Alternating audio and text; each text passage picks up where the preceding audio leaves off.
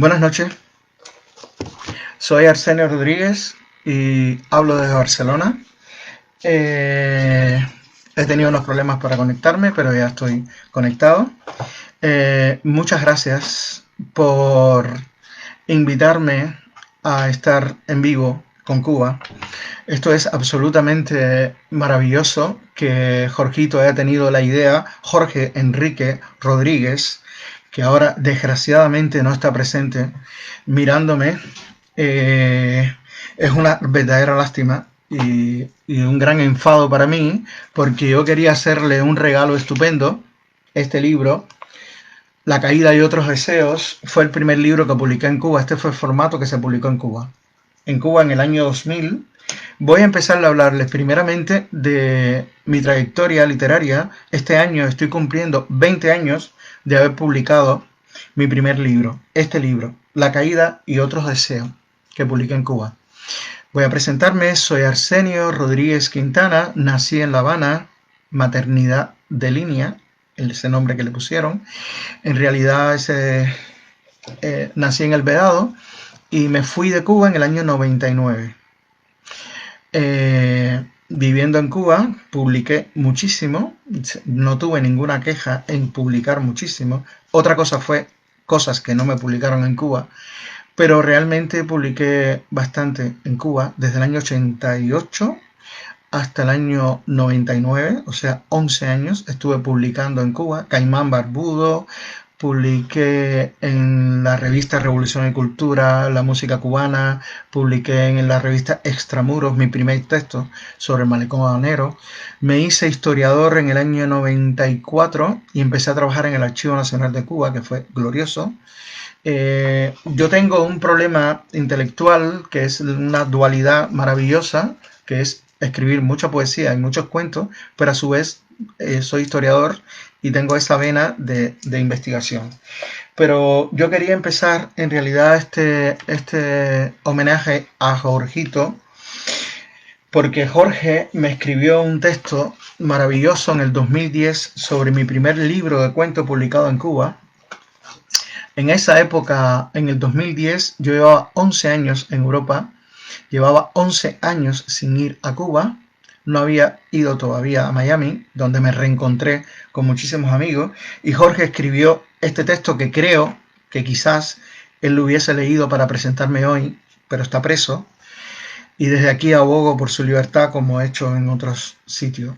Jorge escribió esto sobre mí, que me halaga muchísimo. Arsenio Rodríguez, como muchos otros narradores, que en su momento la crítica o la ausencia de esta se indicaría como hornada de los posmodernos y que una parte de ellos fueron recogidos en la antología El ánfora del diablo por Salvador Redonet, llegarían en pleno arrecio del período especial a la literatura cubana para quedarse. Esto es hoy un hecho, tanto por la polémica desatada en torno al fenómeno conceptual de los postnovísimos, como por los temas emergentes que trataron y la innegable impronta literaria que resuma la mayoría de estos autores.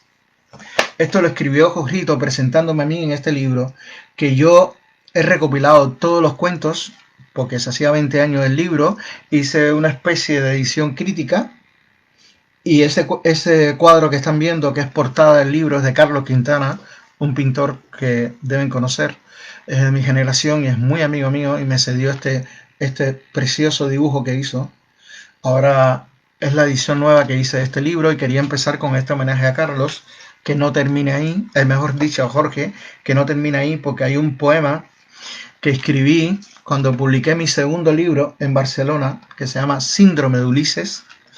Publiqué un poema que se llama Un régimen de terror.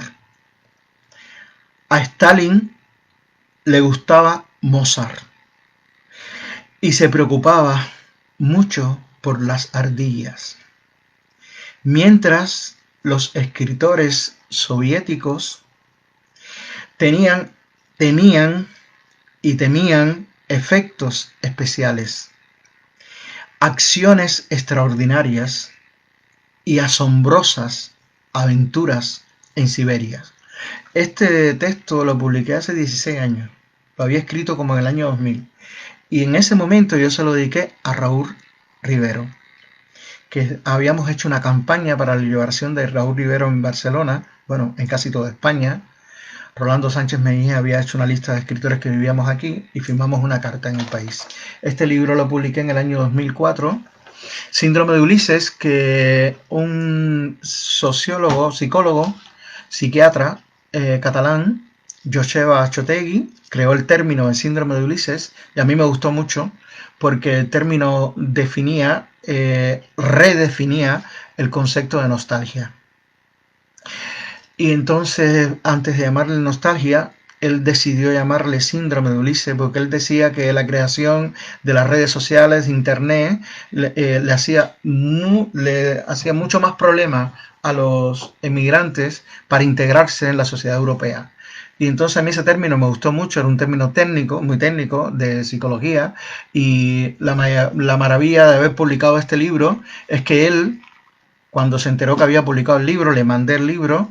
Este libro forma parte de la cátedra de psicología de la Universidad de Barcelona, y hace 2 años se hizo un congreso en Italia donde tradujeron algunos de estos poemas, y es como un ejemplo de lo que es nostalgia. En el libro hay muchos textos muy nostálgicos sobre La Habana. Les voy a leer otro poema que se llama Palincesto, para que tengan una idea de lo que yo me planteaba como nostalgia entre el año 2000, el 99 y el 2005. Este texto se llama Palincesto. En un instante, un canal de Venecia fue, a través del olor, un paseo habitual en La Habana Vieja, al borde de la bahía. Por un momento, el Ebro en Zaragoza me recuerda al Agarón en Burdeos, que también tiene el peso de la ciudad en una sola orilla. Un amanecer en Florencia fue exactamente igual a un amanecer en Cienfuegos. ¿Qué harán estas ciudades metidas en otras? ¿Acaso se pueden abrir puertas que conduzcan a un mismo lugar?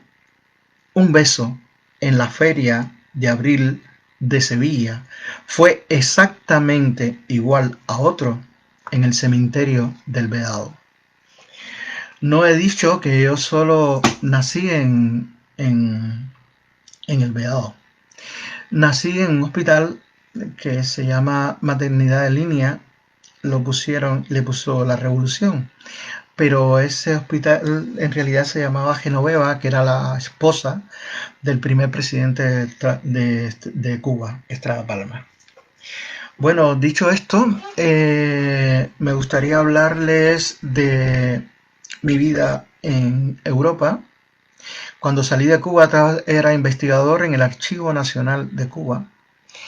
Había publicado bastantes textos, entrevista con País Segundo en Revolución y Cultura, entrevista a Rosario Flores en Salsa Cubana. Realmente tuve mucha actividad, hice bastantes conciertos con Gerardo Alfonso, con Carlos Varela, escribí programas de conciertos. Tuve la maravillosa, casualidad y suerte de presentar a Tanay a muchísimos periodistas que fueron a verlo cuando lo contrató Miguel Bosé para su empresa. O sea, mi vida intelectual o mi vida de escritor se divide entre la investigación sobre música y arquitectura por una parte, y poesía y prosa por otra parte, y algunos cuentos. Y me gustaría hablar de esa fase ahora, porque estoy muy implicado en un libro que estoy a punto de terminar, que se llama El libro de Habana Abierta. Y entonces, antes de empezar a publicar sobre literatura y ensayo, yo escribí todas las entradas de este diccionario de rock latino que publicó Lejae. Me gusta reivindicar el hecho de este diccionario de rock porque es la primera vez, hasta el año 2000, no se había publicado en Cuba una antología de perfiles de rockeros cubanos, ni en Cuba ni fuera de Cuba. El rock era algo que, como ya saben, estaba prohibido, tuvo muchos problemas para acentuarse, y yo tuve la suerte de que Bruno Galindo, el que coordinaba el diccionario, con el cual ya había publicado otras cosas en España, me invitara a escribir 70 perfiles, nada menos, de músicos, a incluir, por supuesto, a Habana Abierta, a Carlos Varela, Gerardo Afonso, Santiago Feliu, grupos de rock. La única condición que tenía era que tenía que tener un, un, un, un disco publicado, y fue muy interesante realmente hacer un trabajo tan maravilloso y poderlo publicar en el año 2000, cuando aún no se habían publicado muchas cosas sobre rock. Bueno, y en esta dualidad que tengo yo de escribir historia y escribir sobre prosa, me pasó algo interesante cuando abrí el blog en 2010. Cuando hablaba antes sobre Jorgito, que me escribió el texto, yo en el 2010 decido dejar, antes ya había dejado de publicar en Encuentro, porque a mí me pasaba algo bastante extraño como escritor. Yo me había ido de Cuba, yo no quería seguir hablando sobre Cuba, no porque tuviera alguna cosa, sino porque yo estaba bastante lejos de la cubanía, de los hechos importantes que pasaban en Cuba. Y yo quería escribir sobre cosas que pasaban en Europa. Y una de las cosas de abrirme el blog fue precisamente, yo estaba viajando por muchas partes de Europa, no sé, he ido a alrededor de 17 países europeos, de los 27, me quedan algunos todavía. Y una de las cosas que ha pasado para mí muy importante fue que al conocer Europa me empecé a buscar también a mí mismo en algún sentido.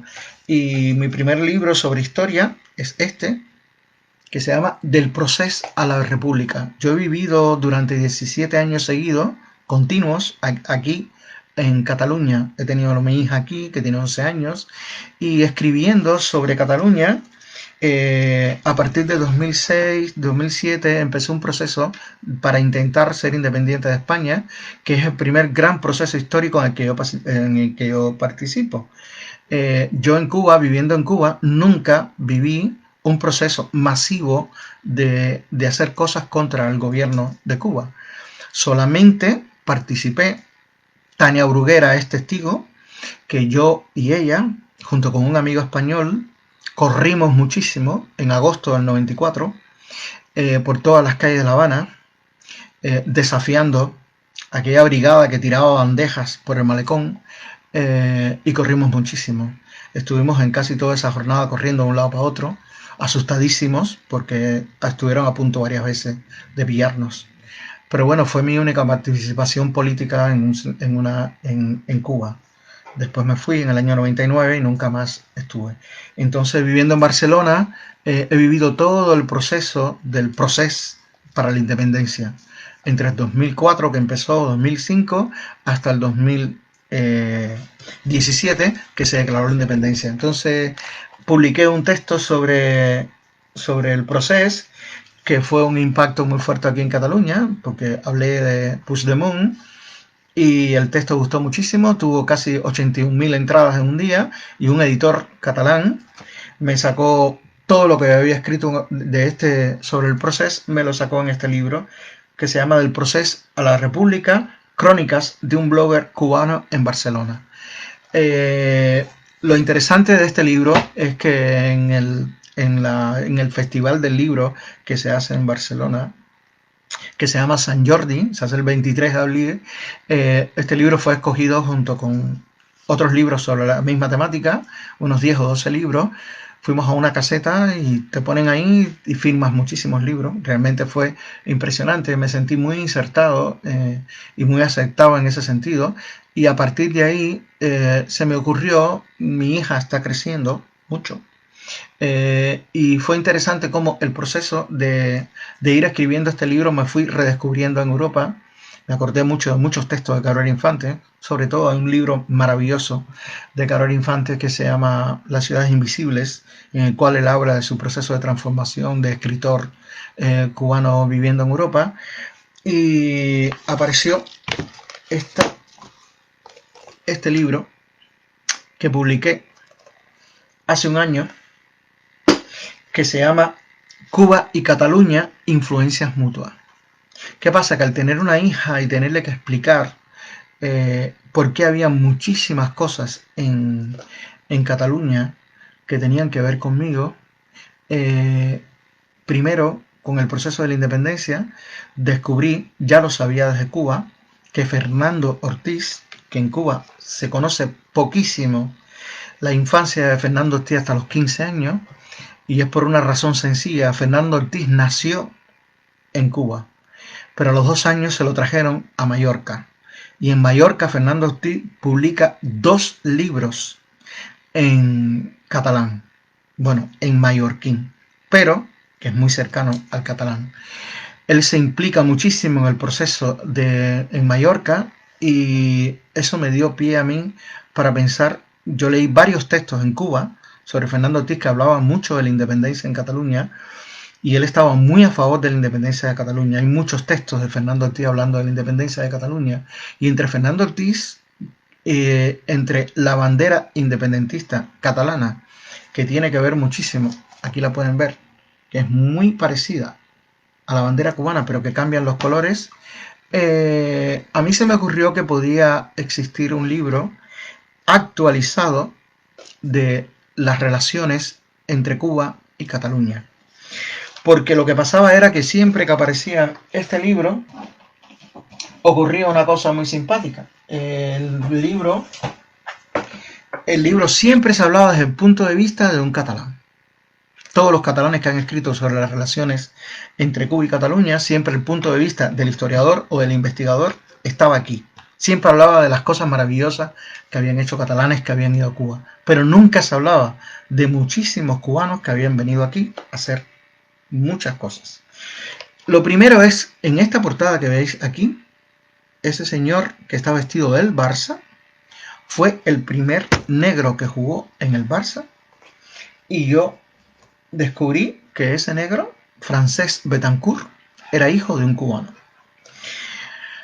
Ya tenía la bandera que se había hecho en Cuba, la bandera independentista catalana se hizo en Cuba, como la bandera cubana se hizo en Nueva York, que es simpático porque son banderas que representan a un nacionalismo, o a un nacionalismo que intenta imponerse en el siglo XIX. Ambas fueron hechas fuera de Cuba y ambas representan algo para lo que fueron hechas, pero fueron hechas fuera de Cuba.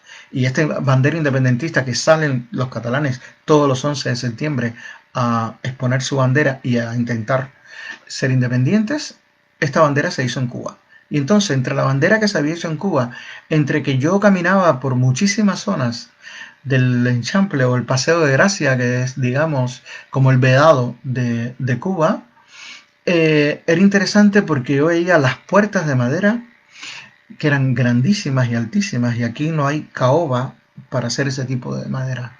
Y yo creo que una de las novedades más interesantes las confluencias que encontré sobre Cuba y Cataluña que están en este libro, es interesante que toda la madera de caoba que hay en el modernismo catalán, que es digamos, el movimiento más importante arquitectónico que se hace en Cataluña, es precisamente la madera de caoba cubana.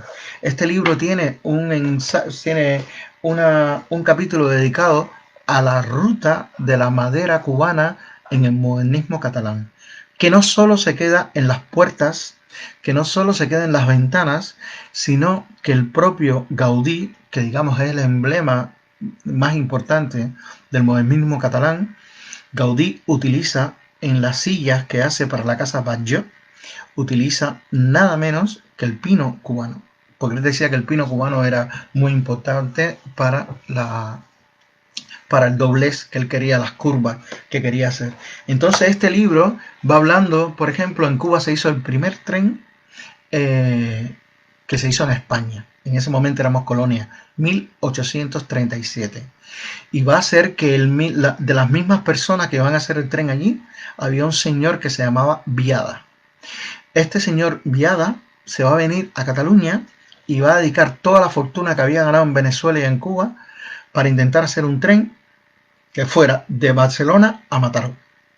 Entonces en el libro yo hago una metáfora muy simpática que digo que la línea del tren de Cuba comenzó en La Habana, llegó a Bejucal en 1837 y 11 años después esa misma línea llegó a Barcelona y luego llegó hasta Mataró, que fue la primera línea de tren que se construyó. Entonces, hablo de estos paralelismos. Este libro, sobre todo, son paralelismos entre la arquitectura, la música, la política, que hubo 8 presidentes cubanos, que 7 fueron hijos de catalanes y 1 fue catalán, aunque fueron presidentes interinos, aunque fueron presidentes que fueron por momentos, Federico Ladero Bru, bueno, hay 8. Detenerme ahora en cada uno de los presidentes es interesante. Pero yo he ido vinculando, encontrando historias realmente muy interesantes de cosas que han ocurrido con la cultura catalana y con la cultura cubana.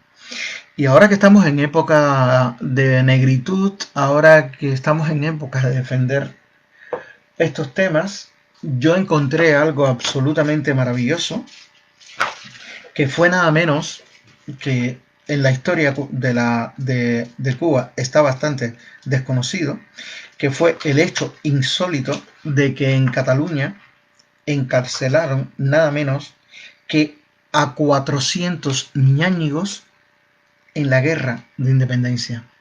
Un hecho bastante desconocido para la historiografía cubana. Yo al menos mientras viví en Cuba no lo conocía. Aquí lo tenéis, no sé si se puede leer. A ver, se puede leer por aquí. Dice, los ñáñigos cubanos presos en Figueres. Figueres es un pueblo que está en Girona, que tiene un castillo, que fue cárcel mucho tiempo, y ahí nada menos que recogieron ñáñigos. Pero cuando empecé a tirar del hilo, me di cuenta que Estrada Palma había escrito una serie de cartas muy interesantes sobre los presos cubanos llamados ñáñigos. Nada menos que 400. Y estos pobres gente llegaron aquí 400 y en Cuba montaron en un barco cuando se acabó la guerra entre Cuba y España, montaron en un barco solamente a 250. O sea, que murieron 150 negros ñáñigos, que eran llamados así, en las cárceles de aquí, que es una de las historias tristes que he encontrado en este libro y he recogido en este libro que se llama Cuba y Cataluña, influencias mutuas. Pero este libro ha tenido eso que le llaman a las telenovelas, que se llama spin-off, que son otra telenovela que sale del libro anterior, y aquí he escrito, ahora es un libro que salió hace muy poquito, lo publiqué hace 3 meses, hoy precisamente puse en mi muro un comentario que me han hecho, he publicado La música entre Cuba y Cataluña. Vean, cuando publiqué Cuba y Cataluña, influencias mutuas, me pasó algo insólito. Descubrí que habían muchísimos músicos catalanes que en el siglo XIX se fueron a Cuba. Yo he recopilado 9 o 10, en realidad hay como 14, porque para no agobiar, pero hay muchísimos músicos que en Cuba normalmente el mito de los catalanes en Cuba siempre fue que los catalanes fueron esclavistas, que los catalanes hicieron muchísimas cosas en Cuba con respecto a la sociedad cubana negativa. Bueno, hubo muchas cosas positivas también, porque Cuba hay que recordar que lleva por lo menos 200 años con 2 productos que son fundamentales para la economía en Cuba. Uno es el tabaco y el otro es el ron. Ambos fueron desarrollados por catalanes, tanto en el siglo XIX como en el XX, y sobre todo el ron que descubre Bacardí, no hay ningún problema con eso. Pero normalmente es bastante desconocido para la historia de Cuba, bastante desconocido, yo diría que casi nulo, que hubo catalanes que tenían ingenios en Cuba en 1841, en este libro lo cuento, que intentaron liberar a los negros esclavos y llevar a catalanes obreros a Cuba. Evidentemente el Estado español no se lo permitió, pero ellos lo intentaron. Hicieron una zafra en el 41, tengo toda la documentación y está puesta en el libro, que también hubo una parte de los catalanes que intentaron que no se hiciera el trabajo de cortar caña y trabajar en los ingenios con esclavos. Un grupo de catalanes que intentó que fuera con catalanes que llevaban de aquí. Y se fueron 2 barcos para allá, llenos de catalanes que trabajaron en una zafra, en la del 41, siendo asalariados. Y entonces lo interesante es que cuando estaba escribiendo Cuba y Cataluña, influencias mutuas, encontré mucha información sobre la música entre Cuba y Cataluña. Muchísima información. Entonces decidí como había también muchos ahora mismo hay muchos profesores cubanos que dan clases en escuelas catalanas, dan clases de música, entre ellos María Lilia Cano, Yadira Ferrer Rey, Nora Nelsa Baró, Luis Cojal, Evelio Tieles, un violinista maravilloso cubano, clásico. Hay guitarristas clásicos increíbles aquí, de Cuba, en Cataluña, como Ali Arango, que es el último premio, Andrés Segovia, que es un premio probablemente el más importante de guitarra que se da en el mundo. Él también ganó otro concurso de Tárraga. Todos estos profesores cubanos, además de instrumentistas y gente que da clases de guitarra, toda esa gente vive en Cuba.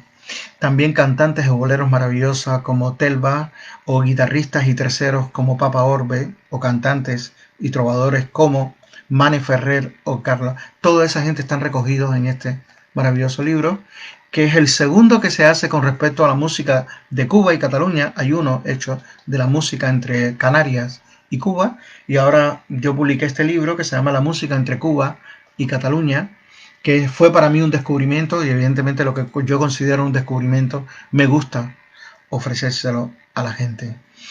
Después de este libro, que es el último libro que he publicado, La música entre Cuba y Cataluña, me gustaría hablarles de un libro que yo creo que puede ser muy interesante para vosotros en Cuba.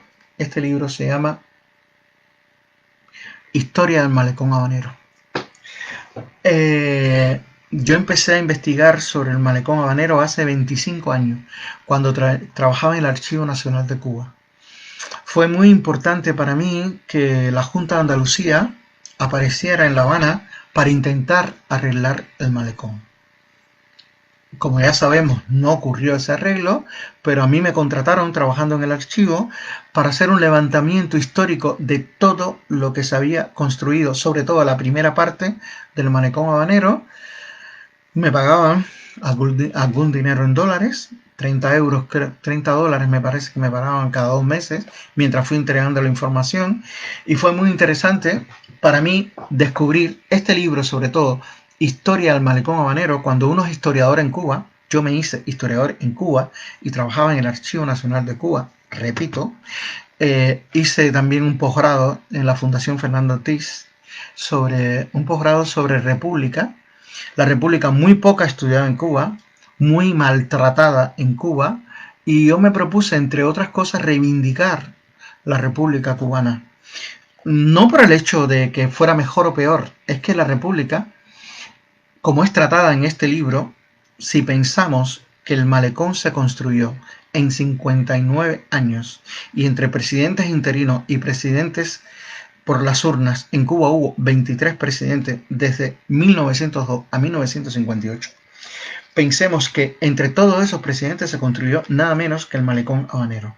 Una cosa interesante que tiene este libro de malecón es que tiene montones de planos por los ingenieros americanos, inéditos, que nadie ha publicado antes. Tiene muchas fotos inéditas, pero más que todo eso, mi condición de poeta me era absolutamente imposible, de poeta y de escritor, me era imposible no utilizar toda la literatura o fragmentos literarios, desde la Condesa de Merlin a Erika Bremer, a Virgilio Piñera, o a Cabrera Infante, o José Lezama Lima.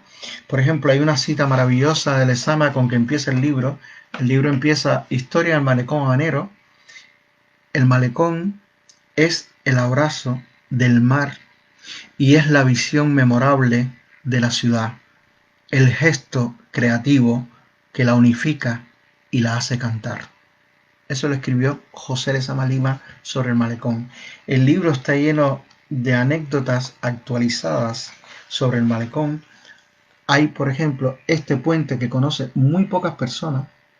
Fue un diseño de un puente que se hizo en 1911 para conectar la bahía de La Habana con la Habana del Este. Evidentemente el puente no se hizo porque los ingenieros americanos pensaban que tumbando ese puente cerrarían la entrada, y si Cuba necesitaba a los Estados Unidos no podían entrar los barcos para ayudarlos a la bahía. esa bahía de Bolsón desmesurado, maravillosa, que es la bahía de La Habana, y entonces no se construyó. Entonces yo hablo también de proyectos que no se hicieron con el malecón, hablo de canciones maravillosas sobre el malecón, tanto el muro de Carlos Varela como eh, el malecón de Isaac Delgado, o incluso Hasta que se seque el malecón. Hago una cita de esa canción porque es la canción relativa al malecón que más view tiene en YouTube. Bueno, este libro es un repaso a toda esa memoria del malecón, el malecón donde estuve a punto de ahogarme, nací muy cerca del malecón en 17, el malecón donde aprendí a besar por primera vez, leí poemas, algunas novias que tuve en La Habana, y realmente es un trozo de nostalgia importante. Y es interesante porque el malecón tiene unos casi 300 años de historia. Yo comienzo la historia del malecón o del paseo marítimo del malecón en la avenida de Paula, en el paseo de Paula, que se empezó a construir en 1777. O sea, los habaneros ya querían esa explosión del paseo marítimo, la empezaron a hacer muy temprano. En 1777 empezaron esta explosión maravillosa de intentar eh, atrapar de alguna manera la caricia del aire por el mar y construyeron ese paseo marítimo. Yo hago toda la historia de cómo ocurrió en el malecón, la llegada de Forestier, porque en realidad el diseño total del malecón habanero se lo debemos a un francés que le decían el mago de los jardines, Forestier, que fue el que hizo el diseño del final del malecón y del malecón del puerto. Entonces, este libro de historia sobre el malecón, yo creo que es un libro emblemático para muchísimas personas que les pudiera interesar. Ahora voy a irme a la prosa y voy a enseñar un libro que publiqué hace un año que se llama Me gusta dar de comer a los elefantes. Antes de leer un poema que escribí en este libro, me gustaría hacer una anécdota por si Tania Bruguera está conectada, porque en el libro sobre Habana Abierta que estoy terminando de escribir, es curioso porque Habana Abierta empezó en 3 y 8, pero había dos peñas. Una peña estaba en 3 y 8 y la otra peña estaba en la finca de los monos. Y recuerdo como si fuera hoy que la primera vez que yo vi a Tania Bruguera fue, yo acabé de leer un poema, había cantado Medina y yo leí un poema detrás. Y Tania Bruguera, si no me falla la memoria, fue la primera persona que yo terminé de leer un poema en La Habana y vino a donde estaba yo y me pidió que repitiera un fragmento de ese poema y lo anotó en una libreta. Nunca le volví a preguntar, hablamos mucho después porque vivíamos cerca en La Habana Vieja, pero nunca le volví a preguntar qué hizo con aquello. Pero para mí fue un estímulo interesante. Y lo quería hacer esta anécdota antes de leerle este poema que escribí en noviembre de 2019, cuando hice 20 años fuera de Cuba. Escribí este poema que está recogido en mis últimos libros de poemas, que se llama Me gusta dar de comer a los elefantes. Es un poema que se llama 20 años en Europa. Y pasó. Ayer debí estar muy triste como poeta. Hizo 20 años que salí de Cuba con la atenuante de no haber vuelto nunca. El tópico marcaba poner a Gardel y sus 20 años no es nada. Verso de su pieza Volver, que es falso como una casa en ruinas, pues 11 de esos 20 años los llevo con una hija que es mi corazón fuera del cuerpo. Además, Gardel nunca me gustó. Soy, respecto a los tangos, de Roberto el polaco Goyeneche. A muerte. Y he terminado escuchando hoy a Bola de Nieve y sus pobrecitos mis recuerdos. Seguro vendrán otros días de otoño, invierno europeo, de estar triste. Ayer no, pues al comentárselo a Maya, mi hija, dijo: papá, es el día de estar feliz. Felicidades. Y si una hija te dice que estés feliz, es una orden irrechazable. Aunque estés pensando todo el día en el avión de Air France que salió del aeropuerto José Martí en Rancho Boyeros con 27 grados Celsius sobre cero y aterrizó en Orly, París, con menos 4 grados bajo cero y nevando, un 29 de noviembre de 1999, donde vi esa misma noche lo imaginado y lo soñado. Torre Eiffel, el Sena, el barrio latino de Julio Cortázar y su novela Rayuela, los puentes de París, el franco francés, y no existía el euro, ni los móviles, ni los patinetes electrónicos.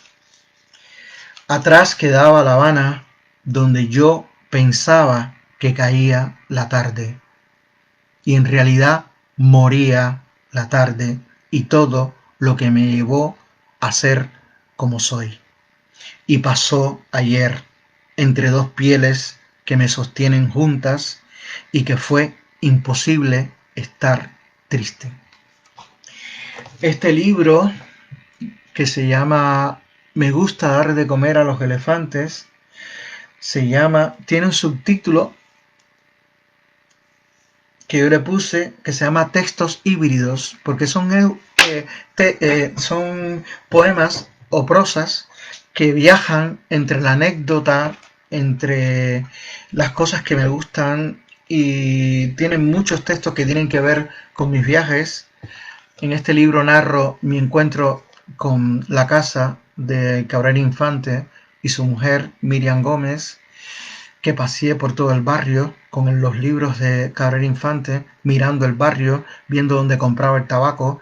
Yo soy muy obseso con los temas de los escritores cubanos en exilio. No pude conocerlo porque Inglaterra en el 2005, en el 2003 que pedí visado, no tenía nacionalidad europea, que después sí tuve, pero cuando intenté ir a Inglaterra en ese tiempo no me dejaron ir, y él murió en el 2005 y no me dio tiempo a ir a Inglaterra cuando él estaba. La foto de portada es justo un té que me estoy tomando en Londres, cerca de casa de Guillermo Cabrera Infante. Bueno, me gustaría seguir, ya que leí ese texto y hablé sobre mi niña. Sigo con un libro que publiqué hace 2 años. Me hubiese encantado parir a mi hija. Bueno, ahora está bastante de moda esa historia de... Le dicen en Europa, no sé cómo le llaman en Cuba, no sé si existen esos términos en Cuba. En Europa le dicen los padres ventilador. Es como una crítica. Es decir, a los padres que estamos todo el tiempo encima de los niños, a los padres que estamos divorciados pero queremos estar con los niños, con todo el rollo de la custodia. Yo pedí custodia compartida, no me la dieron. Eso fue un rollo. He escrito algo sobre eso, pero he estado muy cerca de mi hija. Mi hija me ha cambiado mucho la existencia. Me ha hecho aprender a cocinar, me ha hecho ocuparme de cosas. Yo la saqué del hospital con una camisa rosada, pero ya yo era fan al rosado antes de ella, después fui más fan del rosado. Mi hija me ha cambiado completamente, y este libro me hubiese encantado parir a mi hija. Es una recopilación de viajes que he hecho con mi hija por Europa, de sitios que he descubierto con ella. Es una sensación absolutamente maravillosa, al menos para mí y para cualquier persona que tenga cierta sensibilidad. Viajar, por ejemplo, a Praga con mi hija y visitar la casa de Kafka en Praga, sobre todo donde escribió esos cuentos maravillosos, en el Callejón de Oro, en el castillo. Y es para mí fascinante que ella me hiciera la foto de estar en ese lugar. Hace 2 años hace un año y medio estuvimos en Berlín y luego bajamos al lago de Constanza y mi niña fuimos a casa de Hess, Hermann Hesse, del cual me había leído en Cuba 4 novelas nada menos, y descubrí que también era un poeta extraordinario, Hermann Hesse, y también he ido con mi hija a muchísimas casas de escritores que yo admiro muchísimo. Y realmente ha sido muy importante la relación con mi hija. Y mi hija, hay una cosa interesante que la gente, que nos ocurre. Yo vine a Europa con 35 años y cuando uno llega a Europa no entiende para nada la relación con los menores. Eh, ¿Por qué lo digo? Porque cuando uno llega aquí, si no tiene hijos, no tienes ningún vínculo, no tienes ni idea de lo que es ser un menor o tener el punto de vista de un menor en Europa. Eso solo lo adquieres cuando tienes un hijo.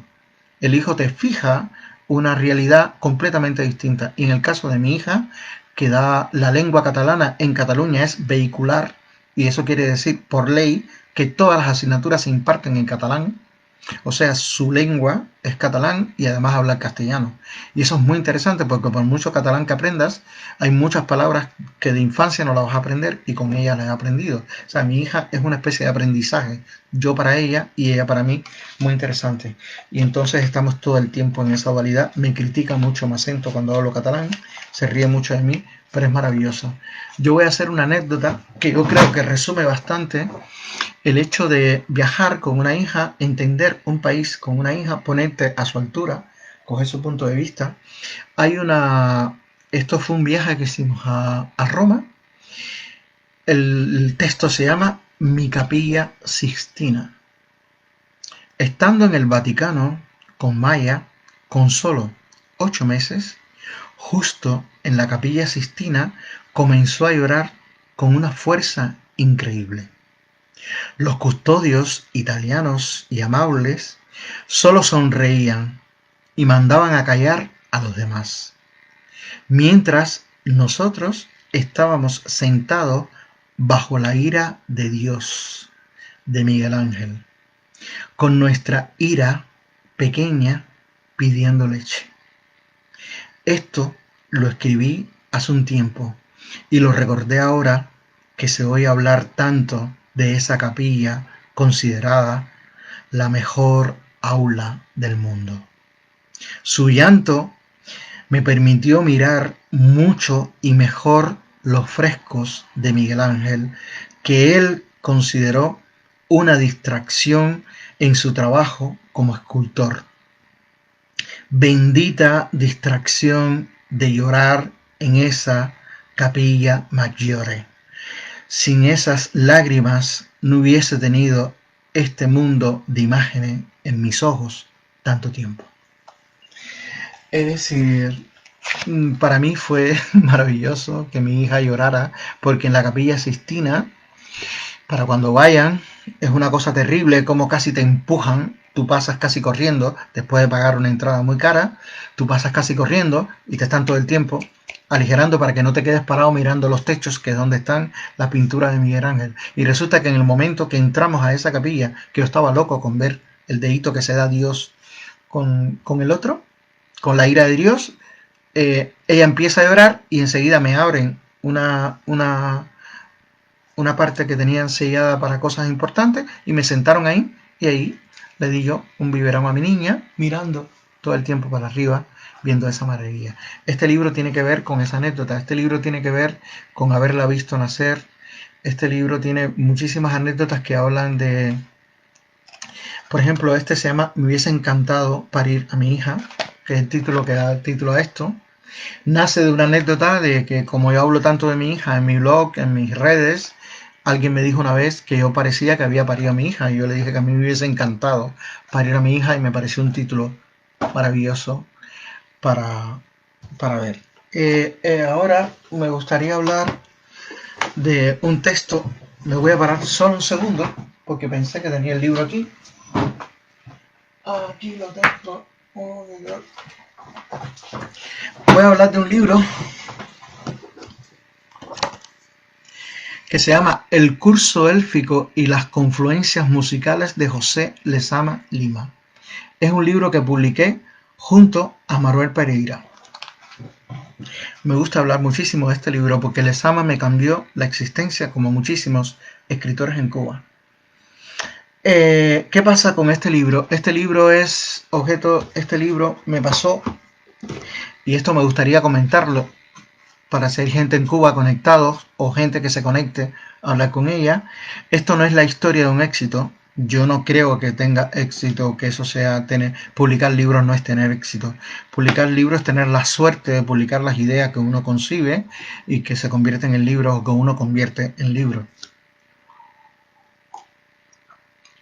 Yo cuando escribí Confluencias musicales de José Lezama Lima, un ensayo de 40 páginas, había acabado de llegar a Sevilla después de no poderme quedar en París. Es decir, yo intenté vivir en París, yo soñaba como muchísimos cubanos en vivir en París, me llevé los bolsillos de Cuba llenos de poemas de los puentes de París, llegué a París por la noche, me pasearon por todo el barrio latino, no quise comer, me fui, dejé la maleta en la casa que me quedé en el barrio Arrondissement 15, me fui corriendo de nuevo al barrio latino y caminé por todo el Sena durante 7 kilómetros. Por supuesto, se acabaron los autobuses y se acabó todo. Estaba absolutamente obsesionado con París. Y yo pensaba que tenía que morirme después de eso. Ya me podía morir. Mentira. He conocido sitios increíbles después de haber conocido París. Pero París fue el primero. Salí de La Habana oscura y llegué a un París muy iluminado porque estaba a punto de cambiar siglo. 32 días faltaban del año 99 cuando llegué a París. Y una de las cosas que te pasa es que después del impacto de la llegada, después de haber pasado tanto trabajo para salir de Cuba, a dar unas conferencias a Burdeos en realidad, te detienes y dices, bueno, ¿ahora qué hago? Y no sabía qué hacer. Y al no poderme quedar en Francia, terminé yéndome a Sevilla, donde estaba mi ex suegro, vivía en Sevilla y nos acogió a mí y a su hija en su casa de Sevilla. Su suegro es arquitecto y vivíamos en Sevilla. Y no había trabajo en Sevilla. No había trabajo de ningún tipo. Y yo no tenía papeles. Estuve casi 2 años sin papeles. Y en Sevilla, como hacía cualquier cosa, lo mismo, conducía un coche al aeropuerto para llevar a la madre de una amiga que me puso a bailar salsa durante 4 meses, que yo no había dado jamás clases de salsa, pero tenía nociones como todos los cubanos. Fue maravilloso dar clases de salsa a tantos extranjeros durante 6 meses en un bar, 2 veces a la semana. Y lo interesante fue que me llamaron un día, me dijeron, Arsenio, tú has dicho que haces de todo. Esas cosas cuando uno sale de Cuba dice, yo hago de todo. Hacer de todo tiene tela marinera. Porque bailar en Cuba es maravilloso, pero bailar en invierno en Sevilla, en Alcalá de Guadaira, un pueblo de Sevilla, cuando terminas de bailar a las 12 de la noche y hay más o menos menos 2 grados, sales con un frío impresionante. No es lo mismo. Y cuando lo tienes que hacer no para divertirte, sino para ganar dinero, es fantástico. Y yo me tuve que readaptar a un mundo. Yo había ganado en Cuba un premio literario por el que me publicaron el primer libro, publicaba en todas las revistas. En Cuba daba conferencias en Cuba Disco, di mi primera conferencia sobre Habana Abierta y sobre el rock cubano en el primer Cuba Disco que se hizo en Cuba. Tengo todos los folletos guardados. Yo venía de trabajar en el Archivo Nacional, venía a trabajar, bueno, estaba muy insertado en ese país, pero evidentemente estaba totalmente en desacuerdo con casi todas las cosas del país y por eso me fui. Yo tenía todo lo que todos los cubanos más o menos deberían tener. Tenía un trabajo, tenía coche, tenía una vida, tenía una casa en La Habana Vieja, la casa de mi ex mujer, y estaba relativamente bien, recibía dinero del extranjero, pero yo no quería esa vida. Yo quería la vida que yo quería armarme. Por eso me fui. Y es interesante que cuando llegué a Sevilla, me vi en la disyuntiva de tener que sobrevivir y me fui a recoger olivas a un pueblo de Córdoba. Y recogiendo olivas recibí un correo electrónico de un amigo profesor de la Universidad Internacional de Miami, Luis Duno, que es director de un college en Miami, que es venezolano. Este amigo que había estado en Cuba, yo le había hecho un montón de recorridos en Cuba sobre escritores cubanos. Lo había llevado a casa de Reinaldo Arena en Monserrate, lo había llevado a casa de Guillermo Cabrera Infante, lo llevé a casa de Lezama, le expliqué muchísimas cosas y él estaba fascinado y él me dijo, mira, Arsenio, la única persona que puede escribir un buen ensayo sobre Lezama eres tú, escríbelo y envíalo a la Universidad de Pittsburgh. Y la Universidad de Pittsburgh en el 2006, ese lo escribí sobre el 2001 o 2002, que estaban armando un número, me publicó en este número 6, número 217 de octubre y diciembre del 2006, me sacó el ensayo Confluencias musicales de José Lezama Lima. Esto fue un respiro brutal porque yo adoraba a Lezama y fue mi aporte. Yo hice una investigación de todos los textos de José Lezama Lima, tanto poemas como ensayos, como de los mismos tratados en La Habana, las cartas de Loíza, Lezama Lima. Bueno, hice un paneo, todo lo que él había escrito relativo a la música, lo compilé en ese texto y hice un análisis de por qué escribía ciertas cosas, o por lo menos yo creía por qué las escribía, y toda su relación con la música. Está en Confluencias musicales de José Lezama Lima.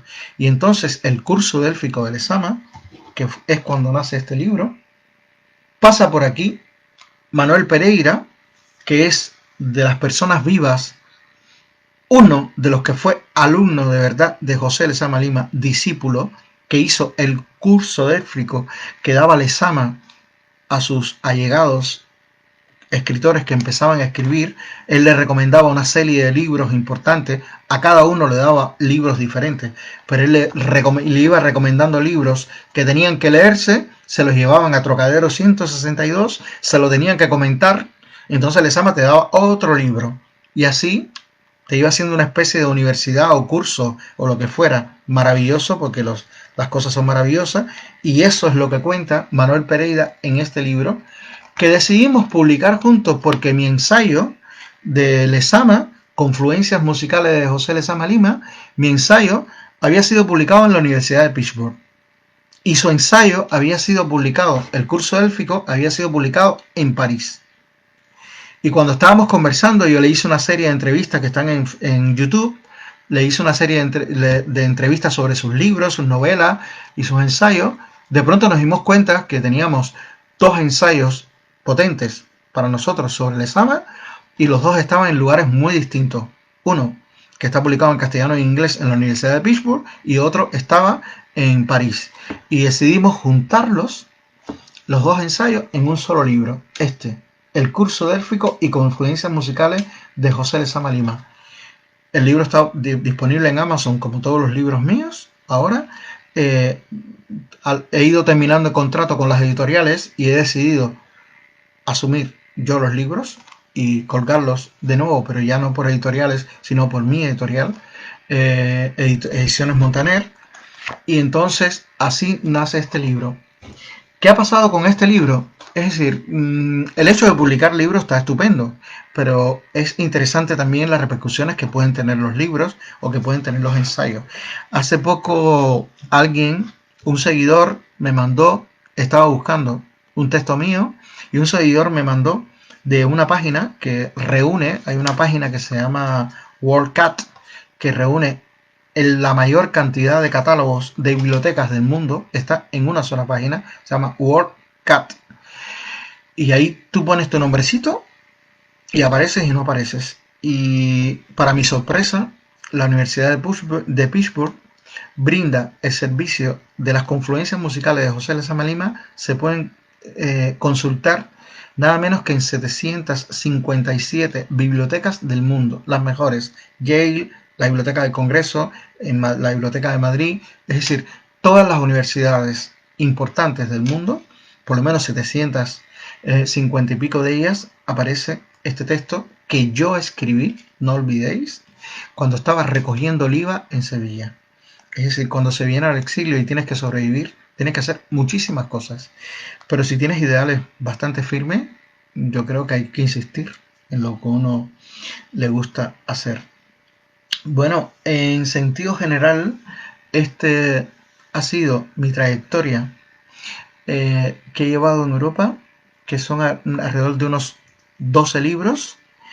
Ahora estoy muy enfrascado, me dio con la pandemia, que de pronto descubrí que Habana Abierta tenía 30 años y que Vanito, Alejandro, Medina, Barbería, Pepe del Valle, Boris Larramendi, habíamos empezado una peña en 3 y 8, junto con Enrisco, junto con Nos y Otro, junto con Frometa, junto con Raúl Ciro, a quien está dedicado mi libro, el libro Habana Abierta, que ya lo tengo listo, estoy esperando solamente unos permisos para las fotos, algunas fotos que aparecen, que necesito los permisos para poder publicarla. Y entonces ahora estoy muy enfrascado en terminar ese libro. Acabo de publicar un libro que todavía no está, este libro que se llama Notas escritas en Sant Cugat del Vallès, que es mi relación con la época medieval, porque vivo ahora en un pueblo cerca de Barcelona. Y entonces, en sentido general, esa es la trayectoria literaria que he llevado durante 20 años en Europa, escribiendo, trabajando en muchas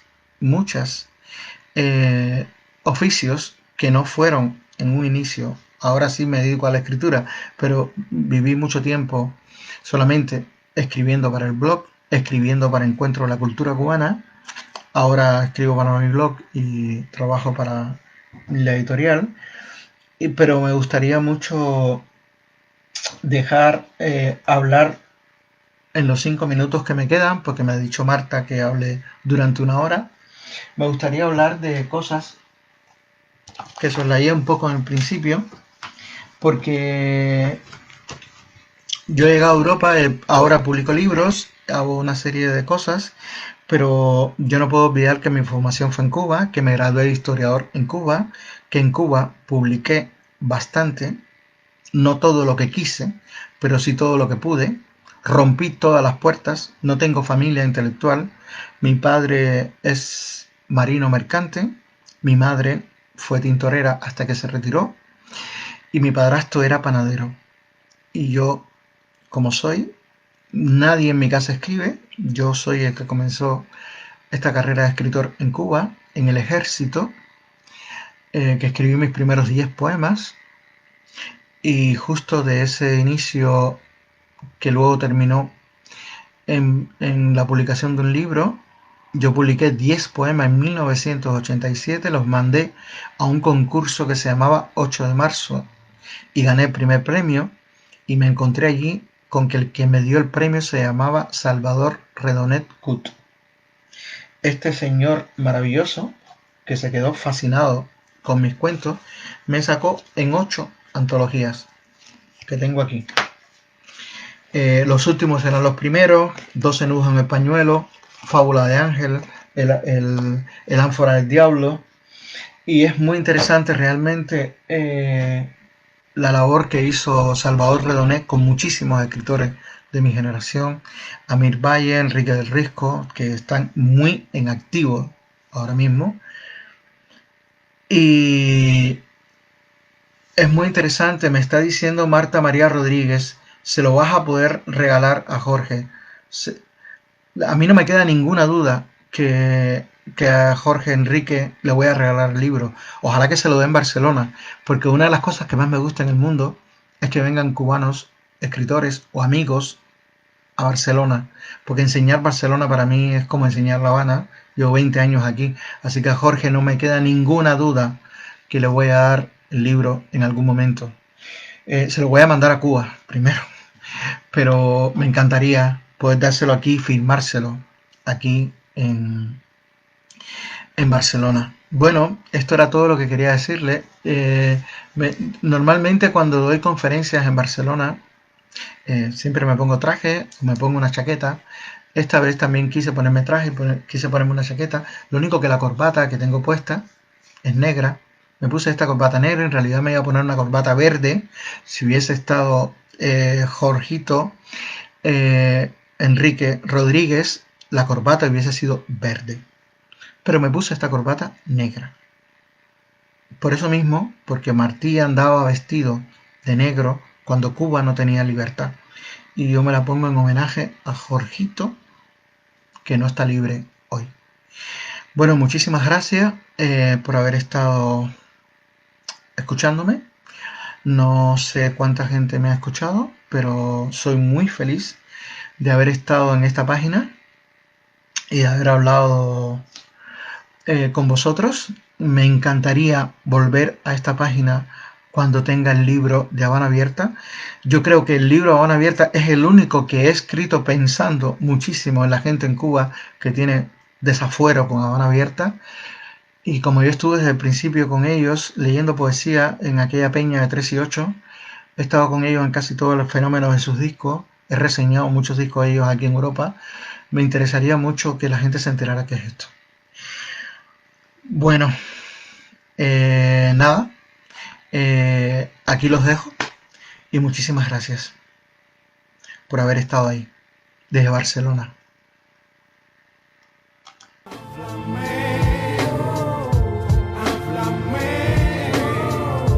Háblame, dime por qué sucedieron esas cosas.